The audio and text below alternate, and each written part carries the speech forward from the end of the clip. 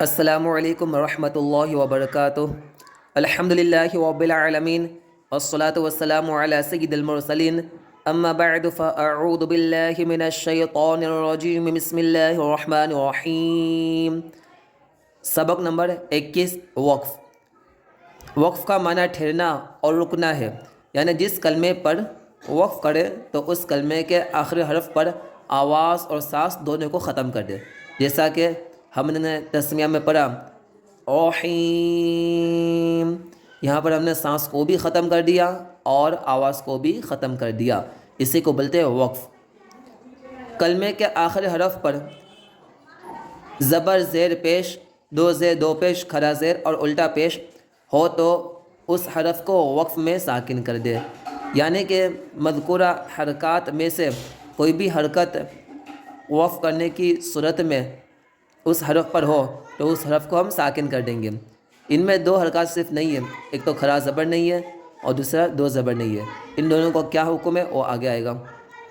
کلمے کے آخری حرف پر دو زبر ہو تو انہیں وقف میں الف سے بدل دے، جیسا کہ یہاں پر دیکھیے الفافن، اصل میں کیا ہے الفافن، لیکن ہم نے آگے آیت کر دی، تب کیا پڑھیں گے الفافا۔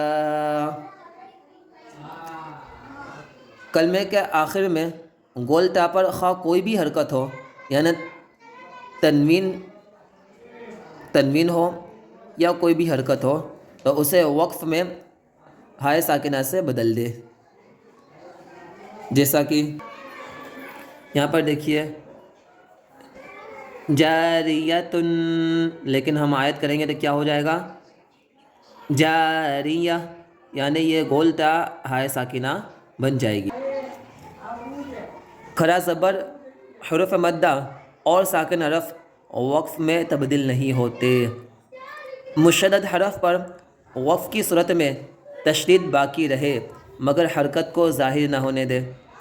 نون قطنی، تنوین کے بعد حمزہ وصلی، یعنی حمزہ وصلی کہتے ہیں ملا کر پڑھنے والا حمزہ، ملے ہوئے حمزہ۔ حمزہ وصلی، تنوین کے بعد حمزہ وصلی آ جائے تو وصل میں یعنی ملا کر پڑھنے کی صورت میں حمزہ وصلی کو گھراتے ہوئے تنوین کے نون ساکن کو زیر دے کر ایک چھوٹا سا نون لکھ دیا جاتا ہے، اسے نون قطنی کہتے ہیں۔ علامات وقف، چند علامات وقف کی تفصیل درج ذیل ہے۔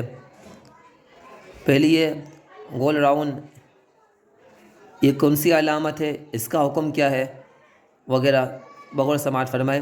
یہ وقف تام، تام بولتے ہیں مکمل ہونا، وقف کا مطلب آپ نے جیسا کہ پڑھ لیا ابھی، ٹھہرنا۔ یہ وقف تام اور آیت مکمل ہونے کی علامت ہے، یہاں ٹھہرنا چاہیے۔ میم، یہ وقف لازم کی علامت ہے، یہاں ضرور ٹھہرنا چاہیے۔ تو یہ وقف مطلق کی علامت ہے، یہاں ٹھہرنا بہتر ہے۔ جیم، یہ وقف جائز کی علامت ہے، یہاں ٹھہرنا بہتر اور نہ ٹھہرنا بھی جائز ہے۔ زا، یہ وقف مجوز کی علامت ہے، یہاں ٹھہرنا جائز مگر نہ ٹھہرنا بہتر ہے۔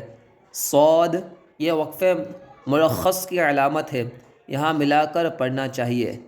لام الف، اگر آیت کے اوپر لکھا ہو تو ٹھہرنے اور نہ ٹھہرنے میں اختلاف ہے، آیت کے علاوہ لام الف لکھا ہو تو نہ ٹھہرے، یعنی کہ قرآن پاک کی تلاوت کرتے وقت آیت کریمہ میں اگر بیچ میں لام الف اس طرح آ گیا تو وہاں پہ ہم نہیں ٹھہریں گے، اور اگر ہماری وہیں پہ سانس ٹوٹ گئی تو ہم اس کلمے کو واپس ریپیٹ کریں گے۔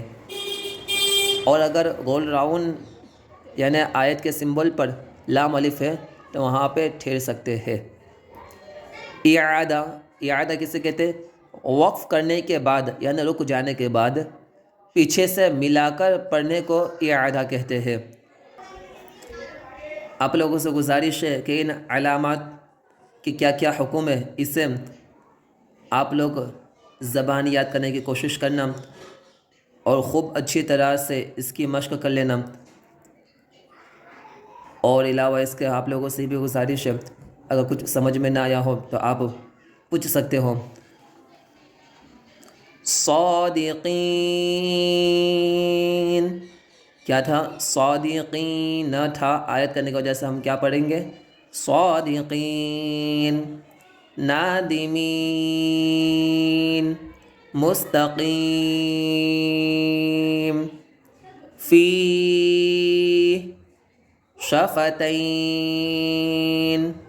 بالحق۔ اسٹارٹنگ میں آپ لوگوں نے ایک چیز پر مارک کیا ہوگا کہ یہاں پر حروف مدہ کے بعد سکون عارضی ہے، تو ہم یہاں پر کیا کریں گے؟ یہاں پہ کیا ہوگا؟ مد عارض ہوگا۔ جی ہاں، یہاں پہ مد عارض ہوگا۔ نستعین، یہاں پر بھی مد عارض۔ یشاء، یہاں پر بھی۔ من قبل، شہر، شیء، قسط، لہ، قدیر، برق، بی، عبادی، بامری، ومبا، اخلد، موازین، الفافا۔ دیکھیے یہاں پر دو زبر پر ہم نے وقف کیا، اس لیے آگے الف آ گیا۔ علما، نبیا، قوہ، رقبہ، جاریہ، وتولا، من الاولی، فترضى، وانحر، فارغب، فحدث، فيها، تهتدوا، قولی۔ اب یہاں پر نون قطنی کا قاعدہ ہے۔ خیرا، الوصیہ، اگر ہم یہاں پر فصل نہ کریں گے بلکہ وصل کریں گے، یعنی ملا کر پڑھیں گے، تو کیا کریں گے؟ یہاں پہ نون کو لے کر آئیں گے۔ خیران الوصیہ، شیبا، السماء، منیب، ادخلوها، اور اگر ملا کر پڑھیں گے تو نون کو بھی پڑھیں گے۔ منیبین ادخلوها، اگر ملا کر نہیں پڑھیں گے، وقف کر دیں گے، یہاں سے سٹارٹ کریں گے تو پھر الف اور ہم پیش لے کر آئیں گے۔ اس پر بھی آپ لوگ دھیان دینا، بہت سی جگہوں پر الف پر کچھ حرکت نہیں ہوتی، تو ہم وہاں پر کیا کریں گے؟ تو بہت سی جگہوں پر کچھ جگہ ایسی بھی ہے جہاں پر ہم کو زبر لگانا ہوتا ہے، اور ایسی جگہ بھی ہے جہاں پر ہم کو زیر لگانے کا حکم دیا گیا، اور ایسی بھی جگہ جہاں پر ہم کو پیش لگانے کا حکم دیا گیا۔ اس کا آپ اندازہ اس طرح لگائیے کہ جس تیسرے حرف پر پیش ہو تو پھر پہلے حرف پر بھی پیش لگائیے، تیسرے حرف پر اگر زیر ہو تو پہلے حرف پر بھی زیر لگائیے۔ جیسے سورہ یاسین میں ہم لگاتے اتبعوا، اور یہاں پر ہم کیا لگائیں گے؟ ادخلوا، الف پر پیش لگائیں گے۔ مبین، اقتلوا، قدیر، الذی، خبیرا، الذی۔ استغفر اللہ ربی من کل ذنب وخطیئتہ واتوب الیہ۔ السلام علیکم ورحمۃ اللہ وبرکاتہ۔